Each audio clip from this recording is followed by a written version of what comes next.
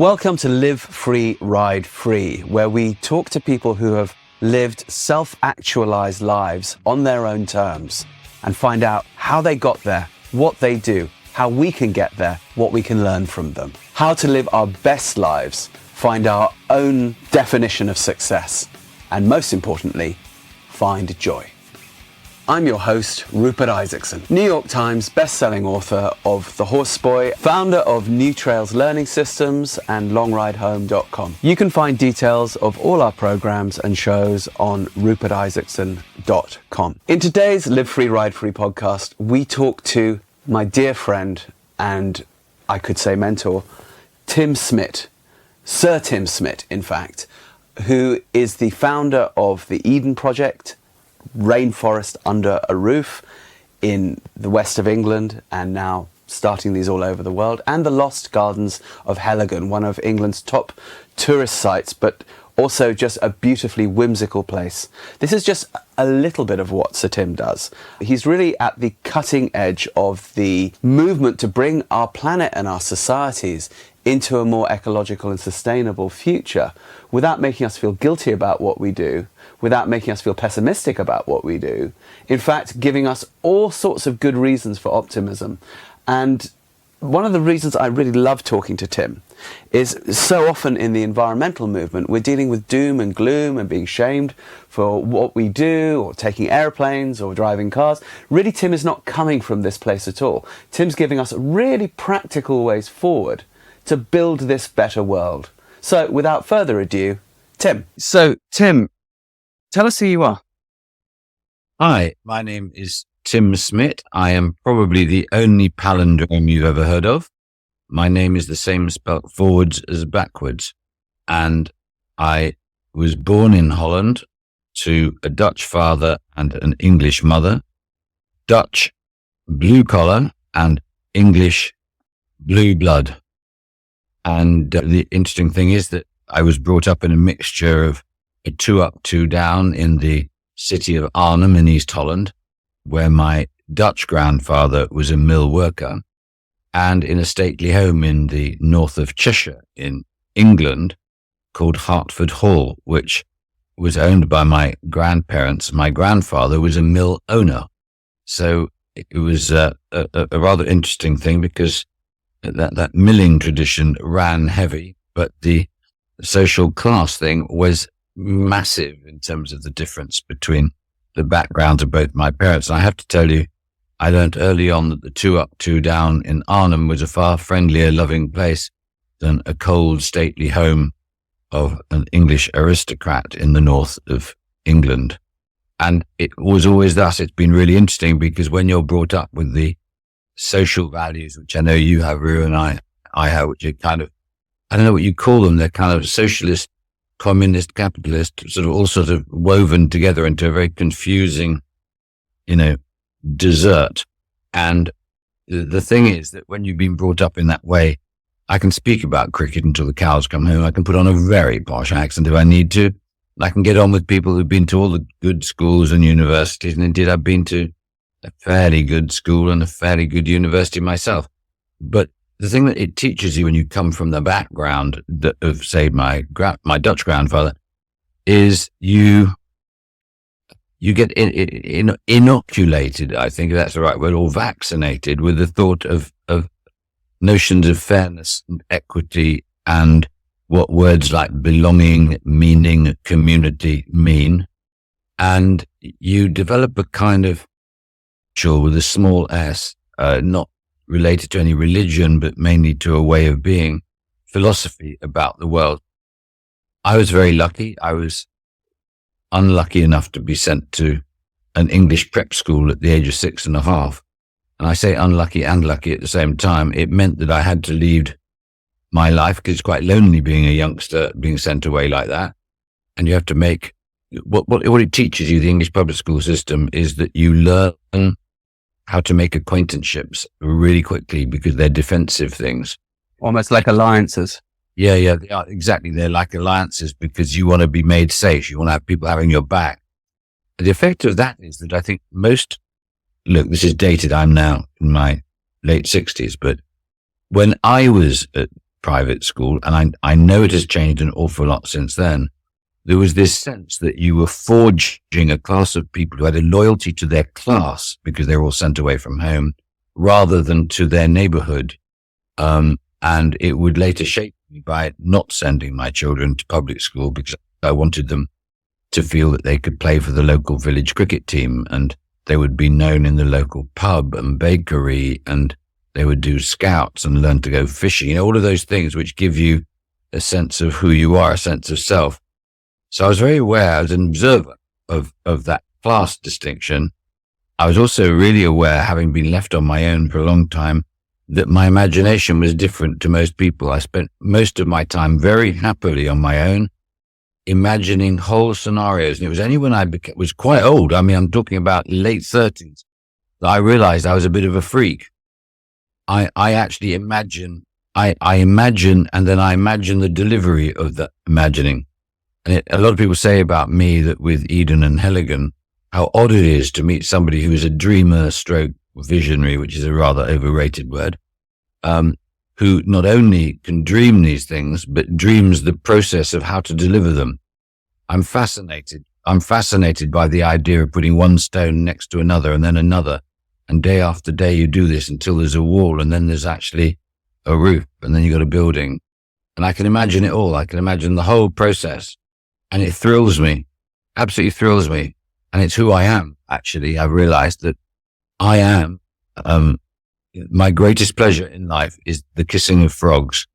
That's what I realized early on. I love the idea of making things that were not whole complete, making things that were broken mended, making people not unhappy. It leads to a kind of weird thing as well, where you become almost directed by the desire to create happiness, almost as if your self-definition is through either removing angst or creating moments of happiness, which could, I think, get interpreted early in your life as a fear of being disliked or wishing to fit in some strange way. But then later, if you ride that kind of instinct, it turns you into somebody who I think really understands the nature of what makes communities, what a good community is, which is not a new labor line on a map with the people contained within it. It is actually about the relationships. And the older I've got, the more I've realized that everything is to do with relationships, and that the biggest job you've got in life, if you're a person like you, Root, or me, you don't realize it. It only creeps up on you after years. You realize that what you are is an exorcist. You are an exorcist of the notion that failure just lives here and is permanently rooted in this space. And there are far too many people who let failure be like a pall on the landscape. And we come in and we give people the idea of things could be better. Things could be, if we do things together, we can make things better and nicer. And you don't have to own all the ideas. You don't have to feel you own much of it, except the good spiritedness to actually see the talent in others. And ultimately, I think that is the wicked secret that often, especially in males, our vanity gets in the way of being quiet for long enough to listen to things, and actually realizing the pleasure of listening and really, really listening, and then understanding, and then transforming things because you've really understood, as opposed to given people the benefit of your genius. And I see that with middle-aged men the world over. They want to give you the benefit of their genius and insight. And you sometimes wish they would shut the so-and-so up. Do you have a memory of the first time you imagined and then also imagined a delivery? Where are you? How old are you? Are you a boy? Where is this? Like all boys and many girls, the first dream would have been of doing the simple things like twigs and leaves and mud and making dams. That would be followed, I think, quite closely by the desire, if you live in nature rather more than most have the benefit of doing now, but of catching those things which live in the pond and whatever, and looking at them and examining them and getting this extraordinary thrill. I mean, I can bring to mind now the thrill of catching a stickleback or water boatman and when you then graduate later on to fishing for, fish that are bigger than sticklebacks, God, I remember, getting white bread and putting it in my mouth and getting enough saliva on it so that it was pliable, and then turning it into a ball of bread, and then getting a fish hook and putting it on some line, and then throwing it across a pond where the trees were too low to be able to have a fishing rod. With throwing it, but you'd actually put a bit of candle wax on the line so that when it hit the water, the weight of the bread would take the hook down to the bottom, but it wouldn't take all the rest of the line down. It took it down as far as it would go, but then you'd have the line just lying prone on the surface, and then you'd sit there for ages, and suddenly you'd see the line at the end of it start to disappear under the water, and you'd know there'd be something big underneath there. It was sucking that bread of yours, and your head was just so full of the imagination of what it could be. Of course, in your brain, it was an enormous eel or a tench or carp or something. But just imagine what it was like when you do strike that tension of deciding, am I going to pull it? And am I going to then have the frustration of pulling it out of the mouth or whatever it was? Was it going to catch? And then it catches. And then the line bites into your hand, and you're just excited as you see a bit of blood on your hand because you've caught something that was big enough to do that. And you're sitting there, underneath the branches, and you're pulling this fish in, and just fantastic. Those big-lipped carp and tench, they're amazing. Unlike the eels, which were incredibly glamorous when you caught them, but then when you had to get them off the end of a hook as they writhed and they put their slime all over you as you took them out. Wow, that was the other side of amazing.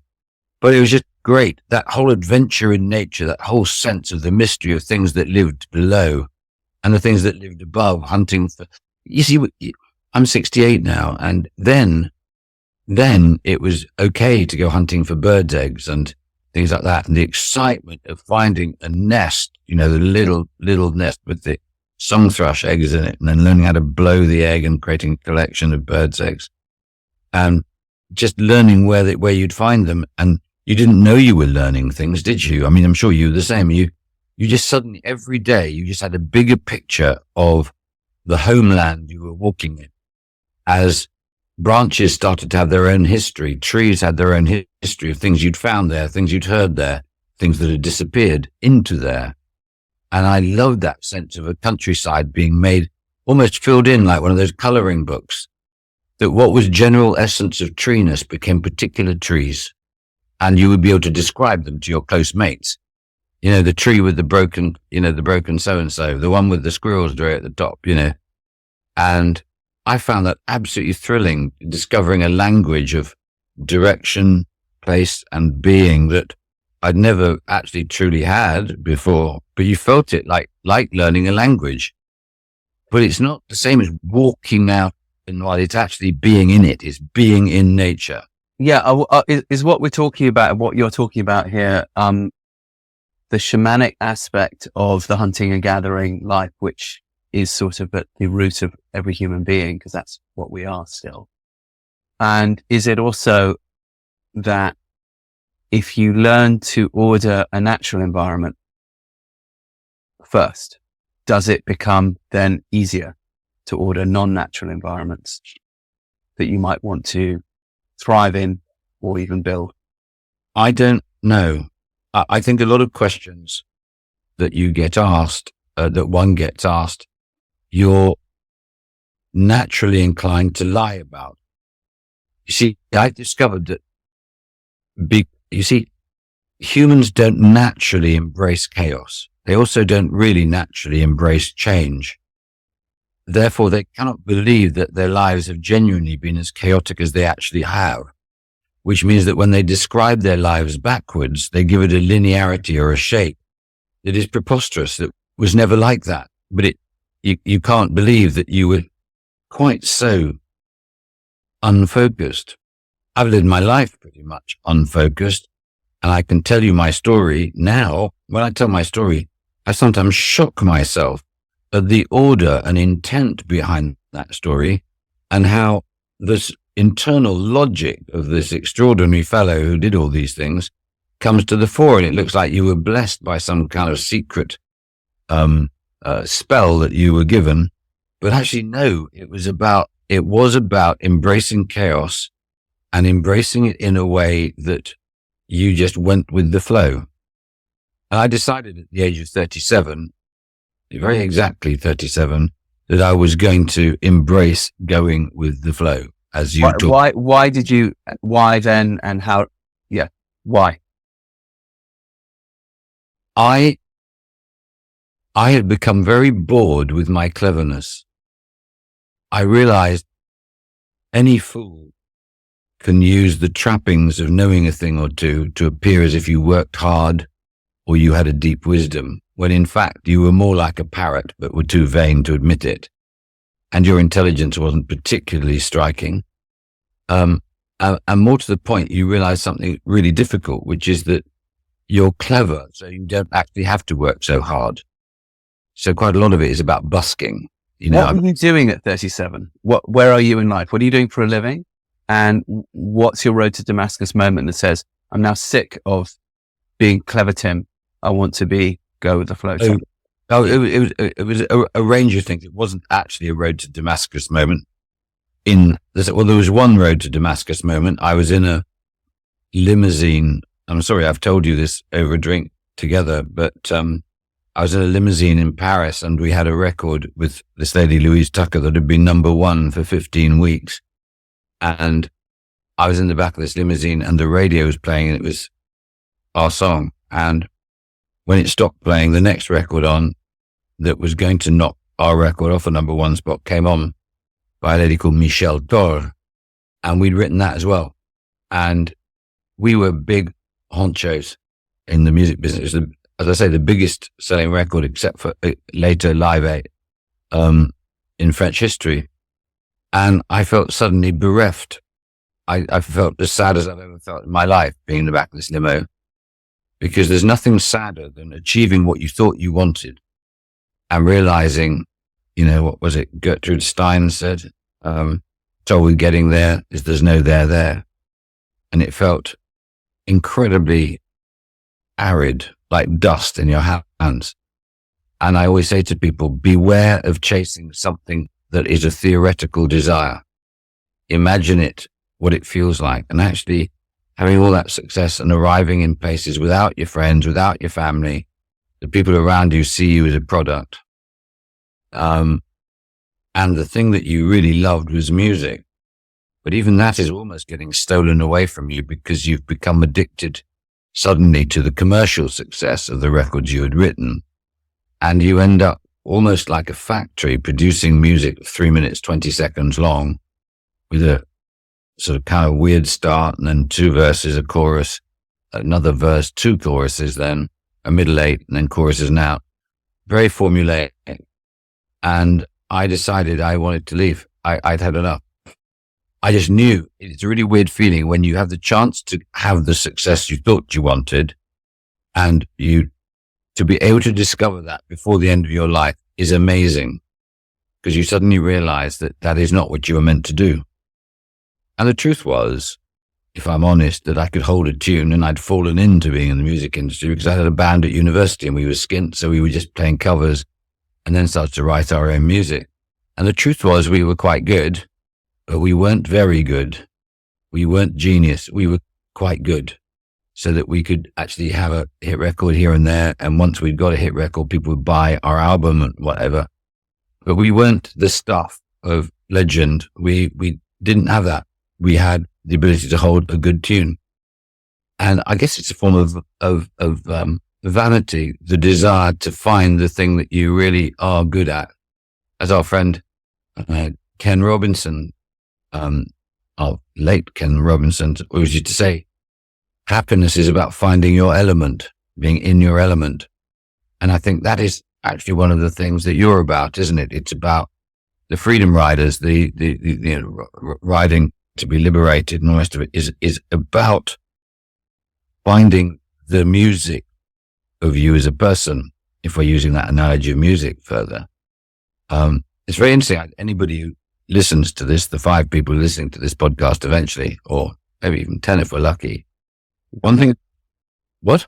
You never know. No, you never know. One thing I would advise you to do, as a moment of incredible insight is to go to a piano, put your foot on the sustain pedal, and then bang every note with your elbows, every note, and then put your head on the soundboard. That would teach you something close to religion, as that chaos of all the notes jarring through each other. They go like the mouth of a trumpet. They disappear, expanding into the distance of sound. And then suddenly at the end of that, you see this magnificent chord, which is harmonic, coming out.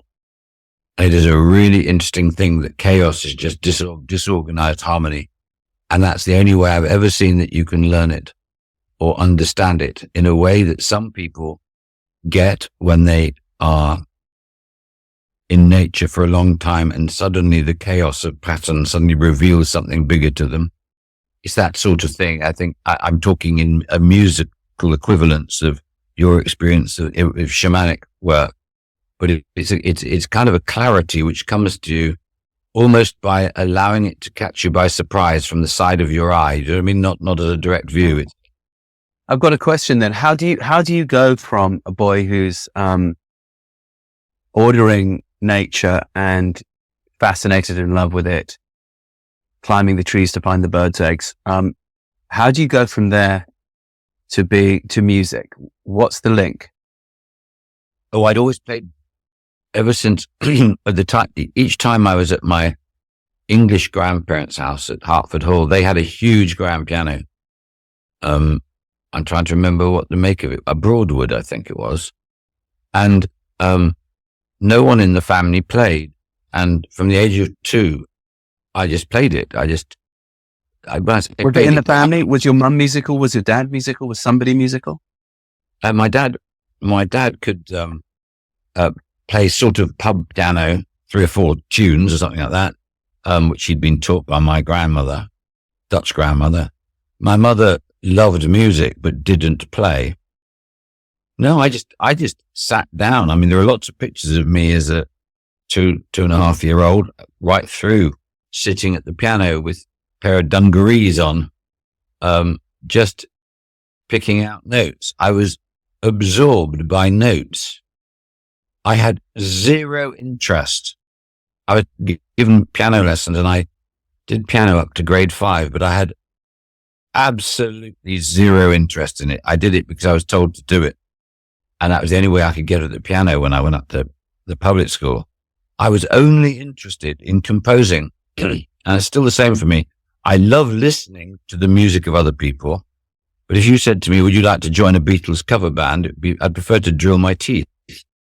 It's not, and I love the Beatles, but that's not the point I'm making. For me, music was a form of therapy. And I from a really young age, I could play the piano to the degree where if I was feeling a bit blue, I could actually play it in such a way that, 20 minutes later, I was in a merry mood. And I've always loved music for that. And I've always loved the repetitive nature of sometimes just being on my own, playing chords with very little variation and sort of almost in a mental trance, just going round and round and round. And the luxury of being able to do that for yourself. It's just gorgeous.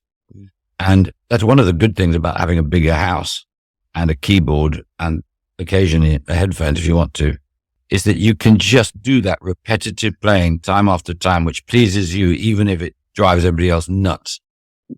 So I've always been like that. I've always treated piano as being something which had a kind of spiritual force for me, but it was almost medical. It was like a health thing. I needed to do it. I needed to play. And I know what you mean. I have the same thing with horses. It's a compulsion. Yeah. So there you are. All right. But so then, okay. Question number 2 then. So you discover music very young. You're also discovering nature. And then through college, you have this band. The band becomes successful, or the band morphs into another band that's successful? The band morphed into another band that, we came down from Durham where it was the punk boom and we had a great PA and we rented it out and made quite a lot of money doing that, but we weren't that good. We went to London thinking we would make our fortunes. In punk? Sorry? In punk? No, we were actually unbelievably sophisticated. We were more on the Mark Knopfler end of things, the Dire Straits end, but not Were you as prog rockers? Were you Genesis and that, or yeah. commercial? Yeah, you were kind of slightly affected poets with an attitude, with electric sounds and stuff, but it wasn't like heavy metal or anything. It wasn't quite Genesis. It wasn't the Smiths. It was. To be honest, we weren't like anything else. What was the name of the band? That band was called The Sheikh, as in the Sheikh of Araby. Okay. But anyway, we didn't last very long once we reached London, because London is a brutal place, and it's not a very good place to build a music career, to be honest, because you get there, the few clubs and pubs that you can play in, it's pay to play. You have to go there and figure your own audience.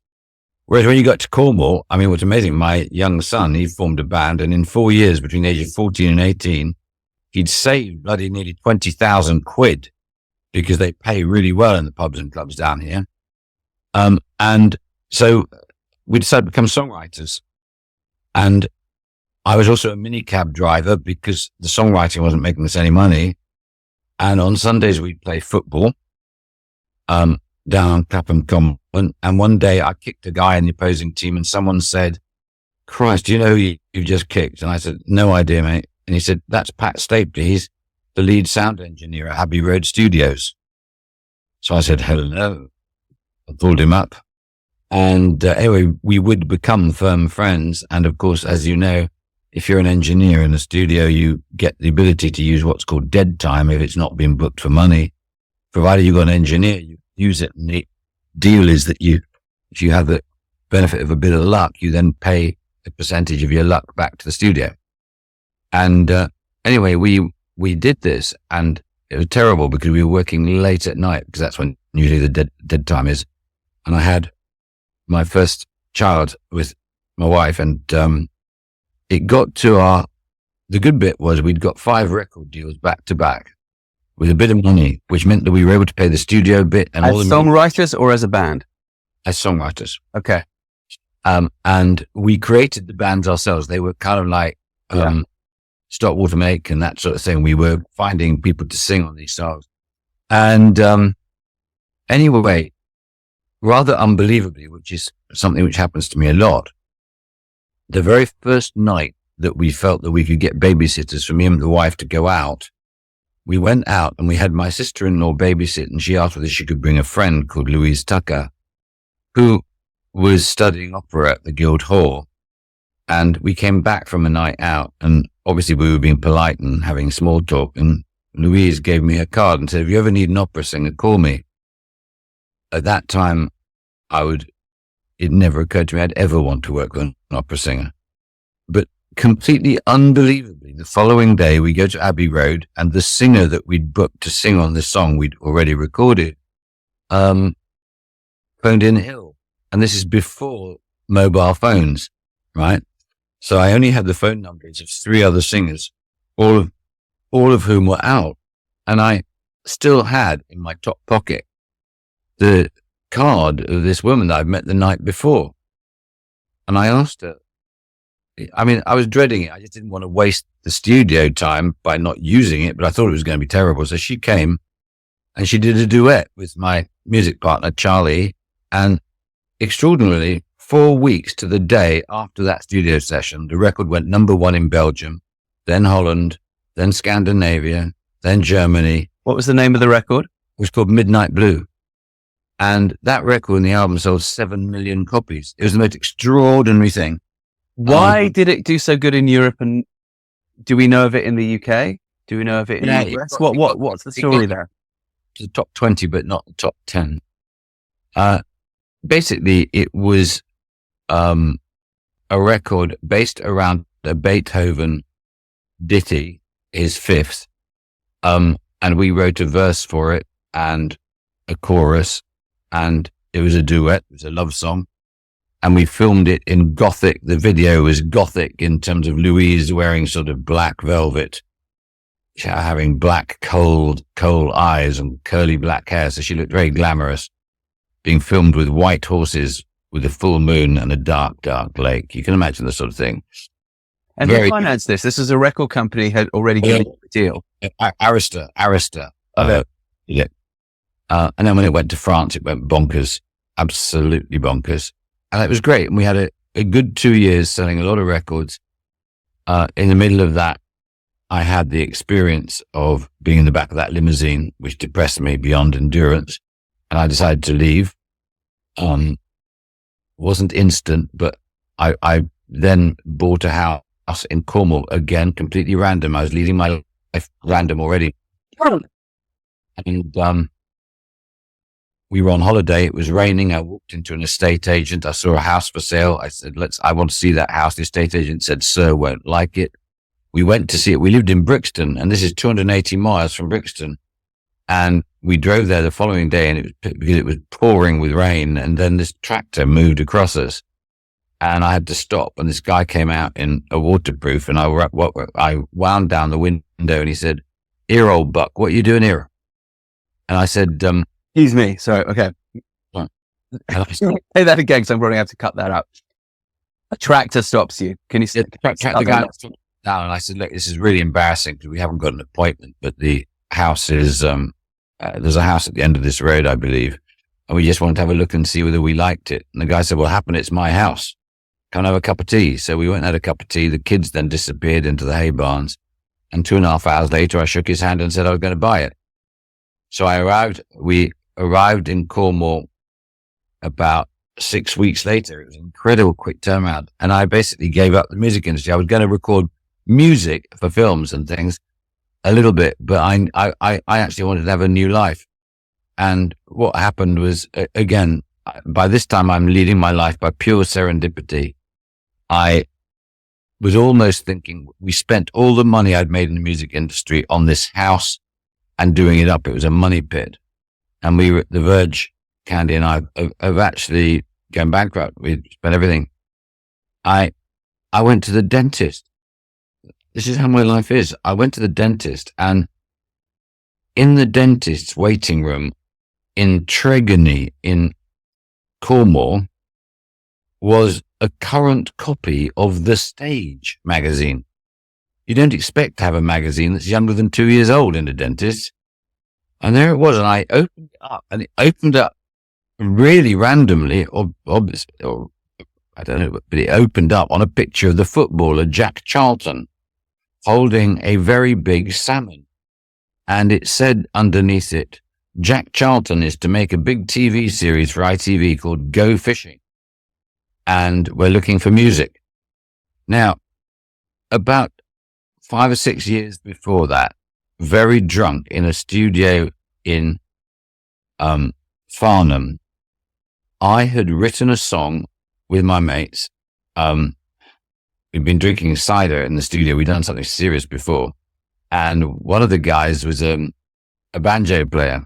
So I wrote this song, which was it was a complete set of puns about fishing. You know, I can't salmon up the energy. This isn't the time and the place. You know, all of that sort of stuff. And it had this chorus which went, go fishing, you know, and whatever. So I sent the cassette of this thing, which would be a complete joke record, off to the film company. And they got back to me literally by return and said, "We love this music. This is going to be our theme tune if you let us. And by the way, have you written any more music? Because we've got no backing music for any of the other parts of the 6 series."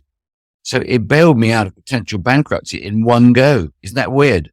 I'd written this joke record. The fellow even kept a cassette. That was all I had left, was a cassette of it. And you so had loved fishing as a boy. You had spent hours there touching whatever spirits of the river. I know. Who were clearly waiting to reward you. All right. Brilliant. So that bailed me out. I was wondering whether I needed to go back to university and learn a skill or whatever, because we now had enough money to pay to finish the house, but I didn't have a job and I wasn't going to go back into music. And I couldn't expect to have lucky breaks like that all the time. Anyway, I met this bloke who drove up in a van. And he had a trailer behind it. And he said, in this trailer is a pig. I'm either going to take it to the slaughterhouse to become sausages, or you can have it as a pet, because I know that you've got a garage that hasn't got a car in it. We could easily turn it into a place for a pig to stay. So that's how I was introduced to Horace. So Horace came to stay, and Horace had a very powerful nose, and he decided he didn't like the garage, despite the fact he had plenty of space. He broke into the farmhouse and would then warm his butt on the Arga. And I talked to him, and then eventually I realized that he needed a mate. So through the local newspapers, I found another black pig, and we got hold of Doris, and Horace just fell hopelessly in love with Doris.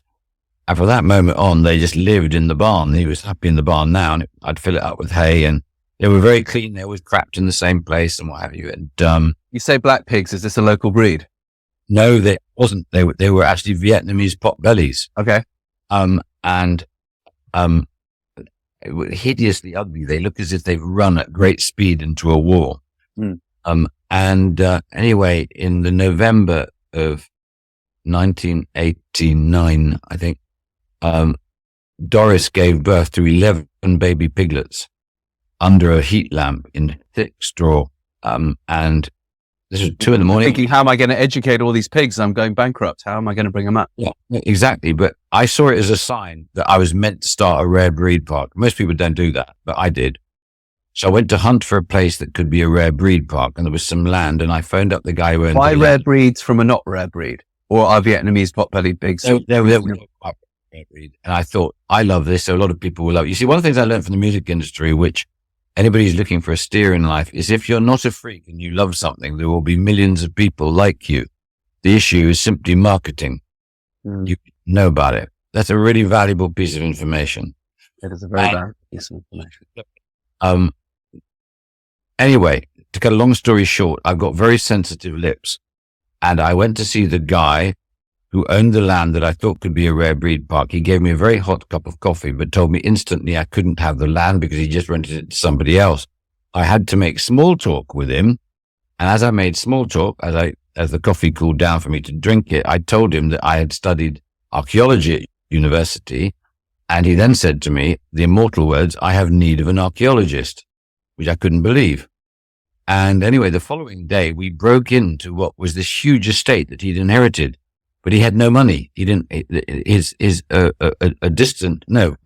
uncle had died, childless, leaving this estate. The house had been turned into flats long ago, but the garden had been fenced off because the majority of the gardeners that had worked there were killed in Flanders in 1915-16, and the owner was so sad he just fenced it off and went to live in his Italian house and never returned. Now, when you say a garden, those listeners who are knowing you for the first time, particularly perhaps in America, we're not talking about a backyard here with a privacy fence.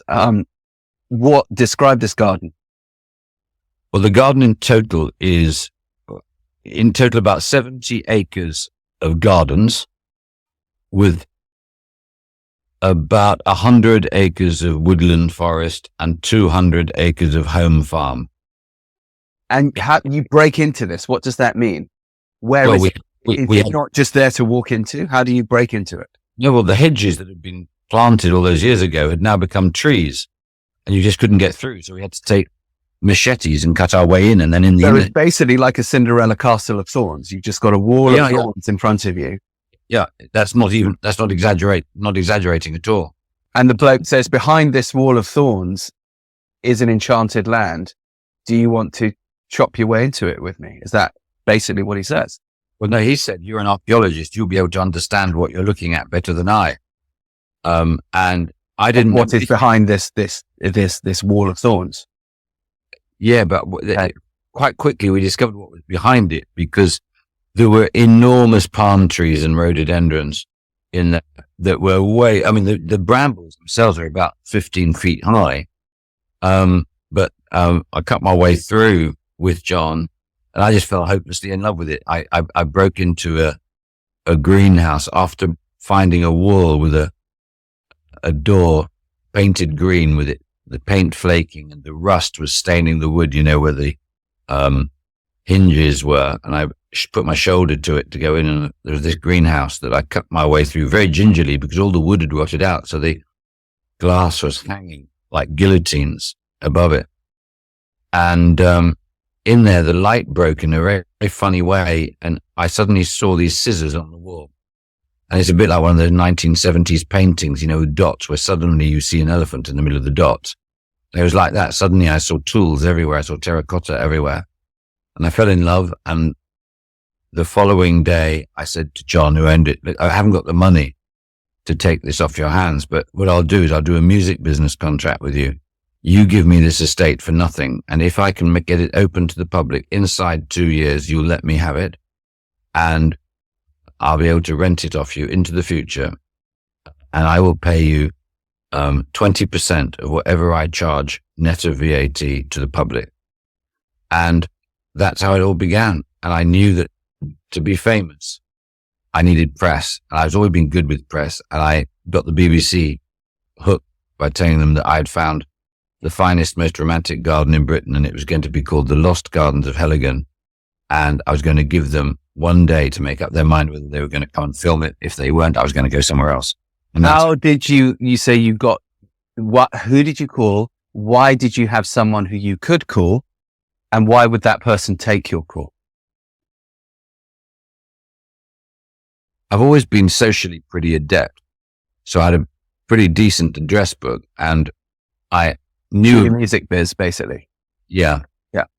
But the guy I called was the producer for Stefan Buchatsky, who was a bit of a rock god for garden films. And he was on Garden's World, and they came and they made a special. And it won the award in 91 for Best Documentary of the Year. And it was very mysterious. You see, gardens had never been treated the way I treated them. I wanted it to be very rock and roll. I wanted to even put dry ice down when people were filming. I knew that if people came to Heligan looking at it through my eyes, they would fall in love. And that's what actually happened.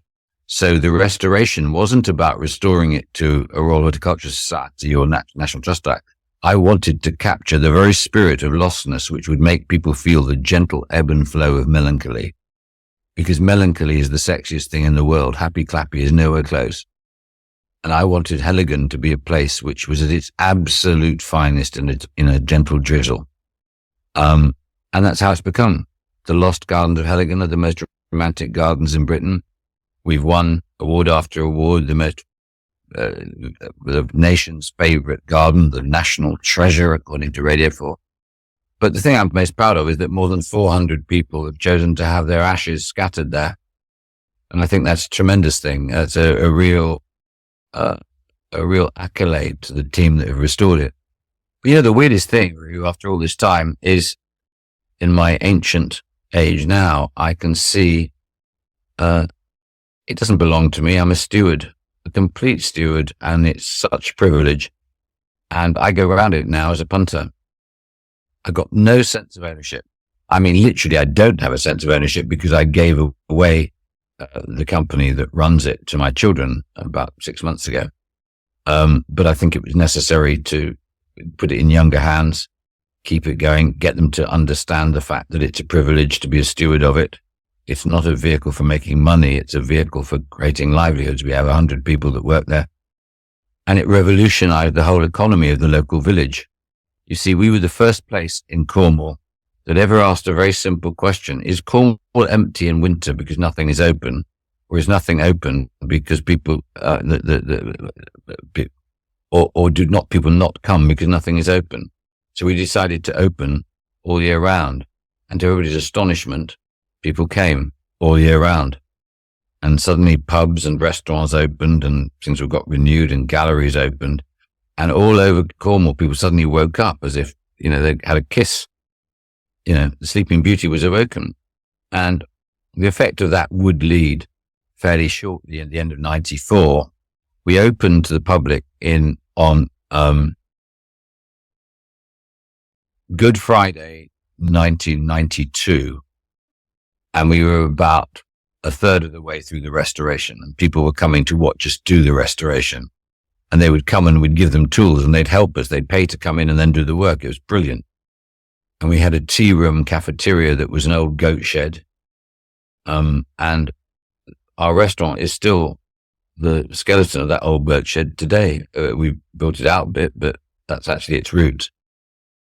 And we pioneered all sorts of things. I used metal detectors to find the old plant name levels, which meant that we could restore many of the productive walled gardens by finding the original plants that were named on these copper zinc labels by washing them with warm water and then putting olive oil on it, and the Indian ink would react.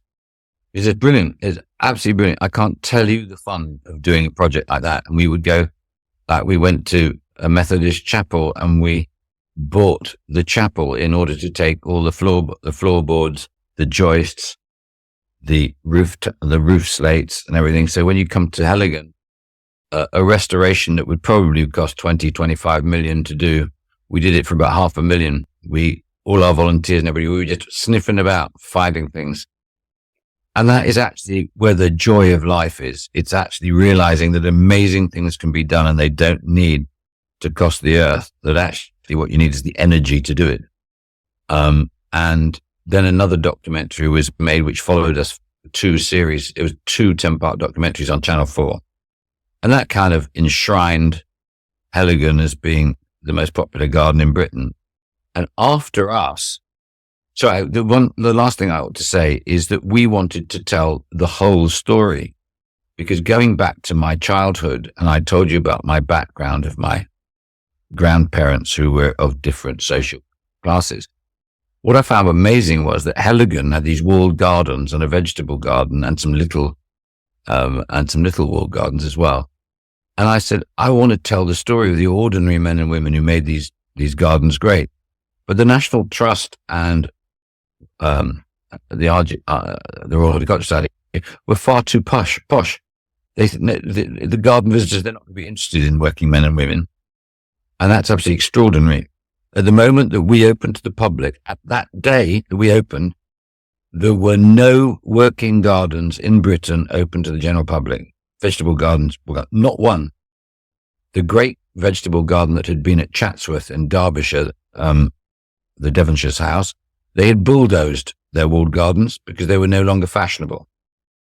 Tatton Park, which was the National Trust's most famous walled garden, that was also completely gutted. And the National Trust was very slow-witted. And when the public started to go bonkers, they decided, Christ, maybe we missed a trick, and they started to restore some.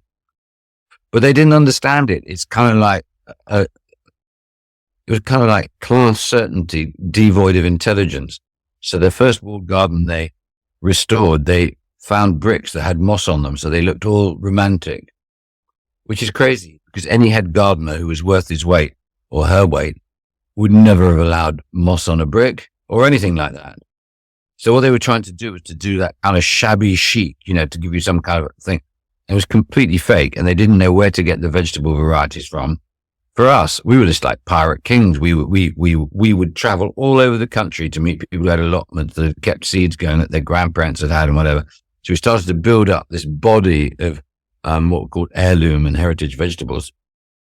And slowly but surely, we started to get the whole place properly productive, and then we had to make it. So see, the thing is that when you look at all the posh magazines, they're just lying to you all the time. Their lifestyle choice, a bit of a drizzle of this on your food. Do they not realize the pure genius, the unadulterated genius of these walled gardens in an age before refrigeration?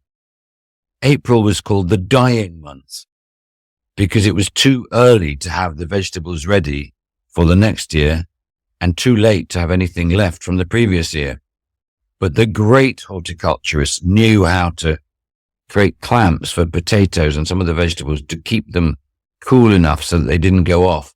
They knew which apples to grow that perhaps didn't taste the best, but actually they had the ability to stay sweet until right at the end of March, beginning of April.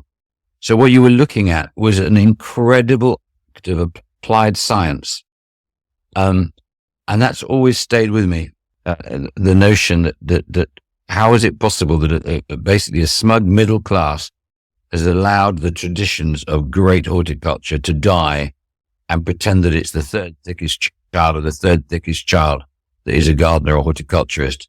It's absolutely not true. And the future we're going to see is going to see an awful lot of young people, your young people, my young people, go back to the land, go back to interest in food production, go back to realizing that many of these old varieties were called heirloom varieties because big agriculture wanted them to sound quaint, not current, so that you bought their types. The truth is, there isn't an apple that has been bred over the last 50 years that's actually very good for you. That saying, an apple a day keeps the doctor away, is absolutely true for the old varieties that are still around, because they're full of what are called phenols, which are very powerful antioxidants. And I think the generations coming through now, I meet so many young people who come to work for us and who want to do their own allotments or even small holdings, or the market gardening, which used to be popular, remember? And it's really interesting how the conversations are going about, can we produce food and drink that's actually really good for your health? I mean, really good for your health.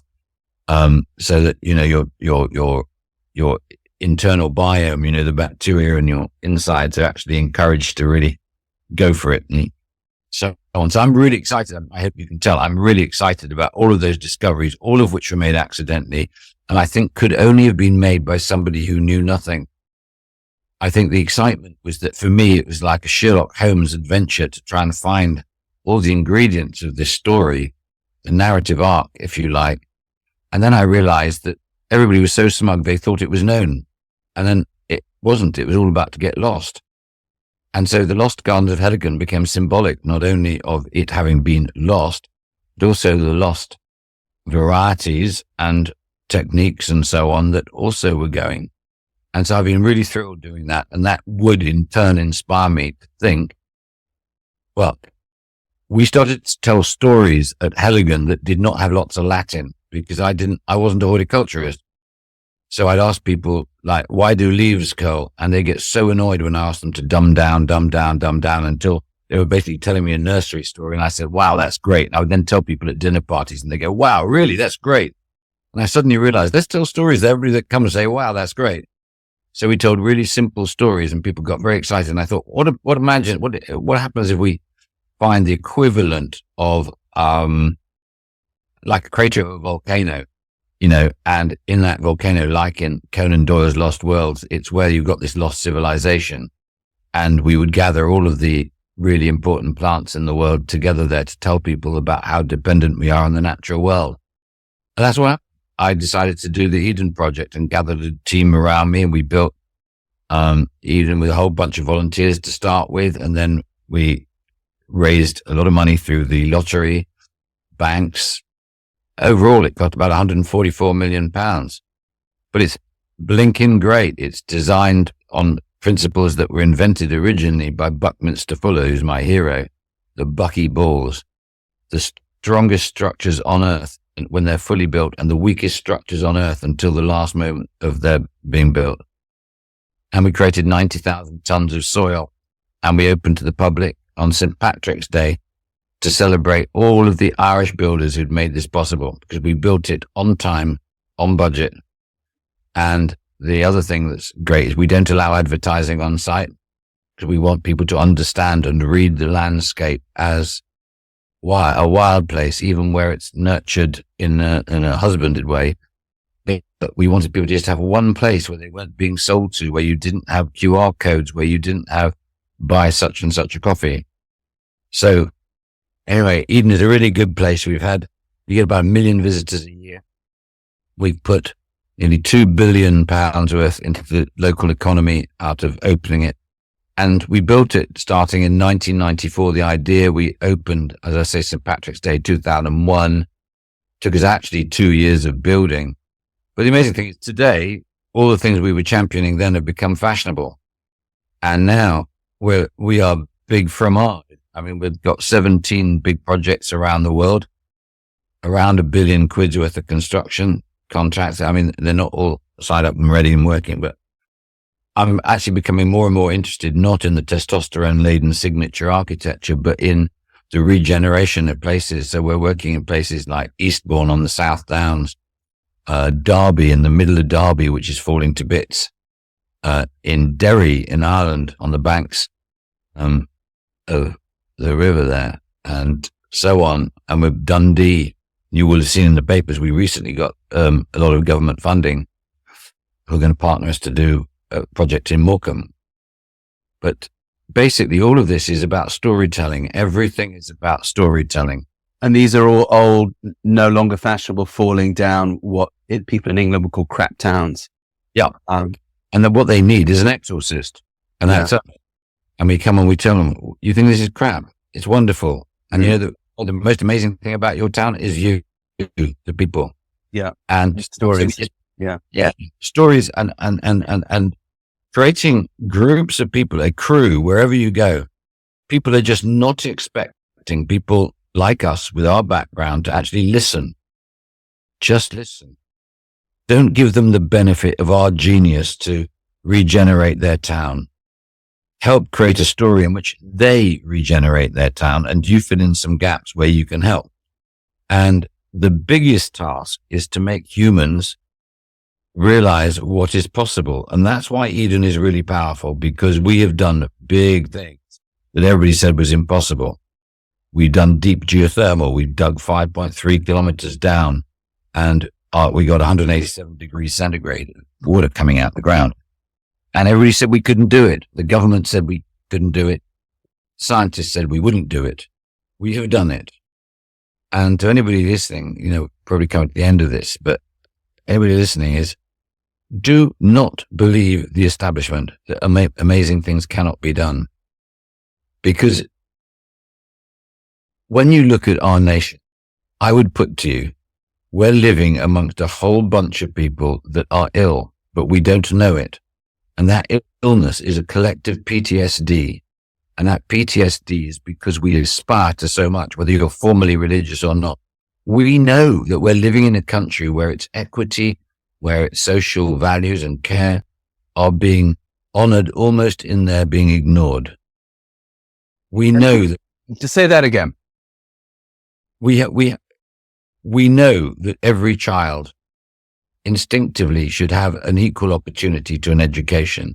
We believe it is wrong to allow children and adults to be hungry, to not have a roof over their heads, and so on. There's a whole long litany of things that we know. We know that it's cravenly weak to allow companies to poison our water and think that you're unbusinesslike or you're not a proper capitalist if you complain about it. This is rubbish. We've created a world of lies. It should be treason, nothing less than treason, to poison the water that we have to drink and our future children will have to drink and onwards. The same with poisoning the air, the same with making our soil infertile, and the same with making the richness and variety of life less so.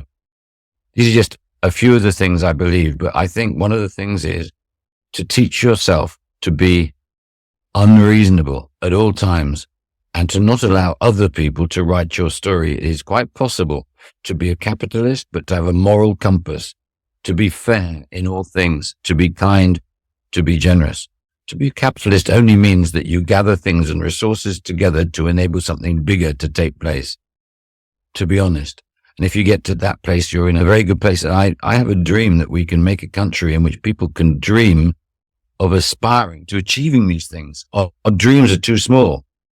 So one of our jobs is to make dreams bigger, much, much bigger. And you're looking beyond the UK now, right? So you're doing Edens in other countries. Yeah, we do there. In Dubai. Okay. Why? Why are you doing Dubai? And is that ecological? Is it ecological to put rainforest under a roof in Dubai, or is it actually taking loads of resources, or what? And China, you're doing China as well, right? I believe. Yeah, but we didn't put a rainforest under a roof in Dubai. We built like a steampunk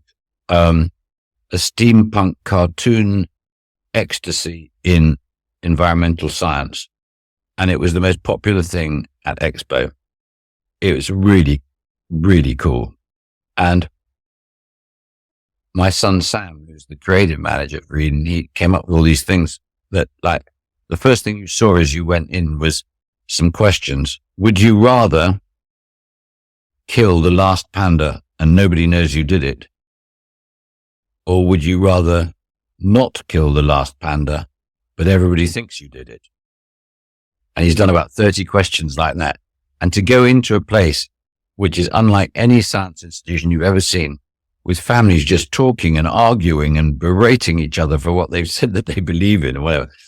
Yeah, I think every thing that every Eden that we do has got to be a provocation. What's the point? We're not in the business of doing theme parks. We're in the business of creating hope, entertainment, and a sense of possibilities. The thing that I really want people to feel from Eden is that the future still does remain ours to make. It's not too late. We can still do amazing things if we organize ourselves around various principles and speak truth to power.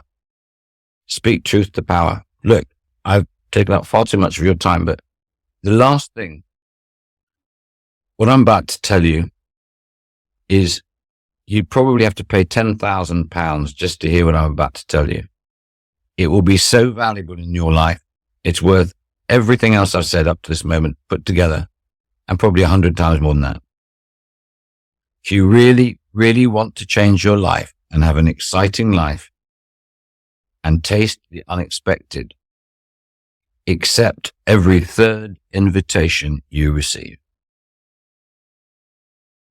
That does not mean you don't accept the first, but it does mean you accept the third and you don't give yourself a get out of jail card unless it clashes with a really important domestic obligation like a birthday or anniversary. The reason for that is that most people think they are thinking beings, but most people are sheep. Most people carry a weight of what they call thought, which is the clothing of people like them of their social class or gleaned from the pages of magazines they deem to be of their social class. And they've built up because they're taught they have to have a view. It is not possible to have a view on all the subjects we've all got views on. Before you wonder, I don't exonerate myself from this. I'm just really interested in my own prejudices and how I come to have them. How come I'm against nuclear? How come I'm against this? And you suddenly realize the shallow-minded waffle brain that you are, because you didn't know enough. Therefore, it was easy and comfortable to do. Oh, some people I admire are against nuclear. You know what I mean? So you build up this whole picture. Now, when you accept the third invitation, you are surrounded by people you did not intend to meet. You didn't intend to meet them. And I've learned this incredibly valuable fact, which is that an awful lot of middle-class people believe that going to university or anything else is, or going to a really smart public school, is so that you meet the people you need to meet. People, the thing I've realized is this is a lie. Genius is not created by meeting the people you need to meet. It's caused by meeting the people you didn't know you needed to meet. It's people it had never occurred to you that you would need to meet, so you wouldn't have searched for them. And there you are, stuck at a social event. I've had to open old people's homes. I've judged dog shows, cat shows, pet shows of every description. I've opened surgeries. I've championed gardens of every description. Dozens and dozens and dozens and dozens of events. And almost every life-changing professional event that I have ever attended has been the third invitation. Why that number? Why not take them all? Why not do them all? And just be open to everything? Because I'm also open to loving my family, having a life. I don't want to be out every night. When you do something public like I do, I could be out every single night, and I don't want to be, but I do to leave myself open to the potential for chaos, the potential for the completely unexpected. And Eden would not be there today were it not for me doing that. Because one of the things I went to that I would never have gone to, one of the people in the audience heard me talk, and later on, he happened to be in a room in the middle of Plymouth. He had been the chairman of Somerset County Council, and he'd be present in this Nissen hut in the middle of nowhere.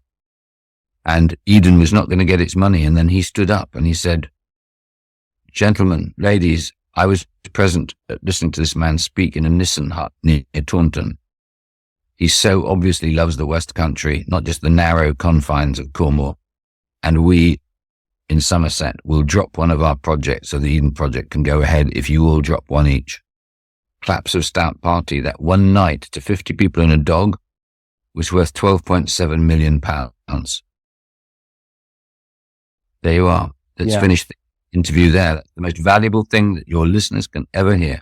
The idea of getting beyond one's prejudices, which it seems that life forces upon one, if one's lucky. But we always go into it kicking and screaming. You are now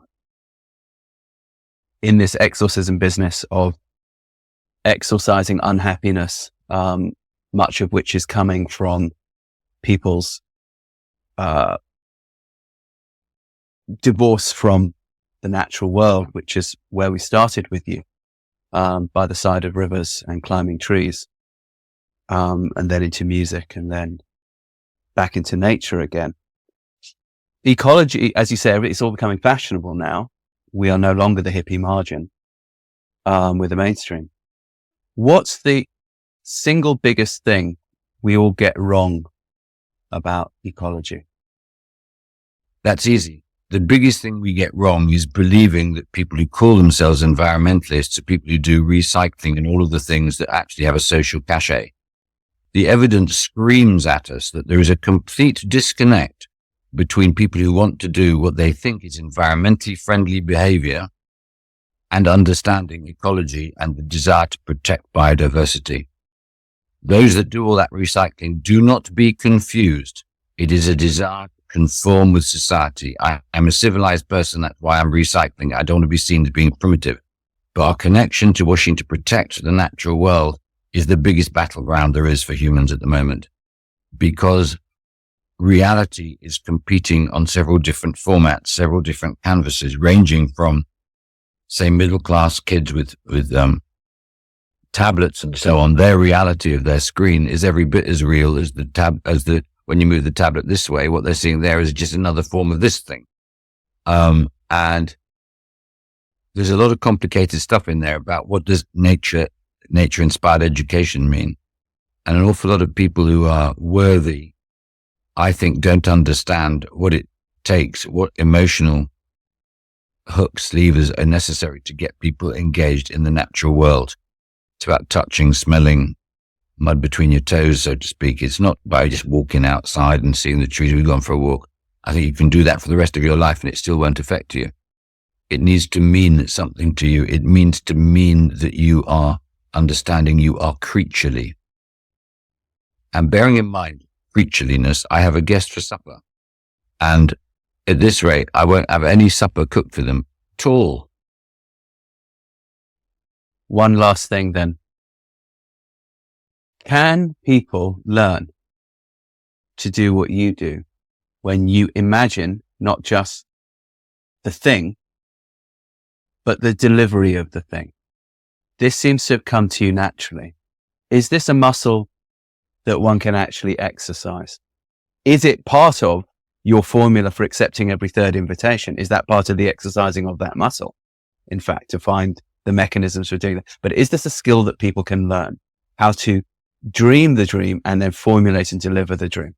Yes, you can learn.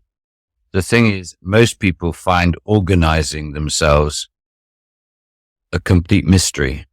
They don't understand the levers of the order of events. They don't understand how to put a narrative arc to work. My ex, Gay, who was my joint chief executive with me for a long time at Eden, she coined a great phrase. The secret is to dare to dream and organize to deliver. And I think one of the things I mentor quite a lot of people, and I am just struck how people that are really smart just don't know how to put one brick on top of another. They don't know the order of how to deliver dreams. And when you start to show people the order of doing things, they go, wow, that's amazing. I get so many people who send me their business plan for doing something, and I go, you know what? You've got one really good idea in here, and you've now hung about a dozen other things around it because you think you need to have an education program and a this and that. Just do what you're good at. Do what you're good at. Stop trying to do what you think other people will think you're cool for doing. Do the thing you're good at. So many people they waste their lives away by trying to be something they're not. If you're really brilliant at one thing, just do that thing. Brian Clough, my football manager hero, he always used to say that. He said, didn't pay you a lot of money to tackle back. You're rubbish at tackling back, but you're the best crosser of the ball in the world. I just got to make the guys who can tackle back work even harder to give it to you so you can then cross the ball. And I think that's a really big secret of life. Just understand what you're good at. And then the next bit, if you have a dream, is to then start understanding the bits that you're not good at. I knew when I built Eden, I knew when I did Heligan, that my temperament, the way I speak, would not encourage bank managers. I knew the more that I was fantastical, the more their eyes were with me, their hearts were with me, and their brains were shutting the wallet because they knew that they would look foolish supporting somebody who was a dreamer. Therefore, I knew the secret was to have on my right shoulder somebody who understood business brilliantly and could use jargon of business to impress them. And on my left shoulder, I needed someone who'd built amazing things elsewhere. So they said, here is a dreamer who really does understand what's needed. Masterminds, teams. Mm. Who can do what I cannot do? How do I? Back to the alliances. How do I make alliances with those people who deliver the dreams? And if we're lucky, perhaps there's friendships along the way too. Yeah. Well, there's one last story I'll share with you, which is my daughter is very smart, who you know, Laura. Mm. We were looking at creating a place for children to come and play. Right. We own, as you know, the Shipwreck Centre in Charlestown.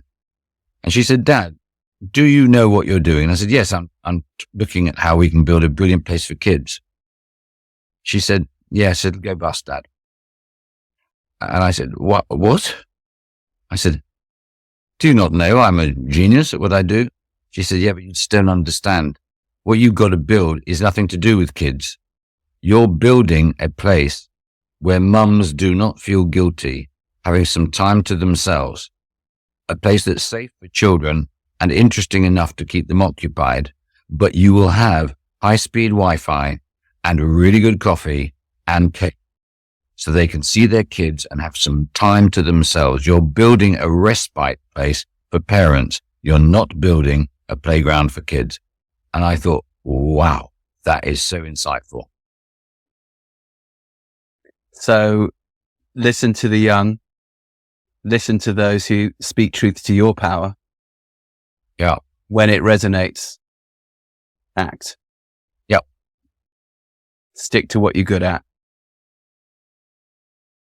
Well, no, before you said that, I did say that, stick to what you're good at. But I think to be more accurate, it should be stick to where your instincts are telling you to go, which is different. So at Heligan, I knew nothing about plants, did I? But I knew everything about romance and storytelling. And I knew that I loved the romance of Sleeping Beauty and Plates of Time where people had lived their lives for centuries, one after the other. And I knew that if I could bottle that essence around a canvas that was gardens, it would be successful. I know you got to go. I've got to go. There are those who say they don't know how to trust their instincts. What do you get? Do you get a physical feeling when an instinct comes in and an impulse comes in that says, you must act on this? Do you feel it somewhere in your solar plexus? Yes, Okay. I do. And the other thing I would say is one of my greatest stresses is when I'm given two choices and I don't actually care about either of them. I don't feel an instinct. It actually drives me nuts. So I have to walk away from them. Okay. You want this? Trust your instincts. Yeah. Trust them. My dear friend, All I right. wish so much you could walk through that screen and we could go and have a beer together. I would give a lot for that. Thank you so much. All right. Mwah. Speak soon. Mwah. Till soon. Bye. Bye-bye. Thank you for joining us. We hope you enjoyed today's podcast. Join our website, newtrailslearning.com, to check out our online courses and live workshops in Horseboy Method, Movement Method, and Athena. These evidence-based programs have helped children, veterans, and people dealing with trauma around the world. We also offer a horse training program and self-care program for riders on longridehome.com. These include easy-to-do online courses and tutorials that bring you and your horse joy. For an overview of all shows and programs, go to rupertisaacson.com. See you on the next show. And please remember to press subscribe and share.